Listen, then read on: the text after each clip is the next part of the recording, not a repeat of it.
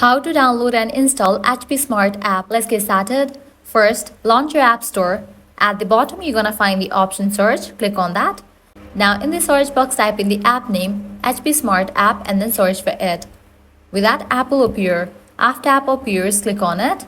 Now click on the option Get. With that, your Face ID will be enabled or you'll be prompted to enter your Apple ID's password. Once you complete this process, download process will start. Make sure you have stable internet connection so that the download process will be faster. Once completion of this download process, launch it and use it. And that's it. This way you can easily download and install HP Smart app. If this guide helped you out, do not forget to like, share and subscribe. Thanks for watching.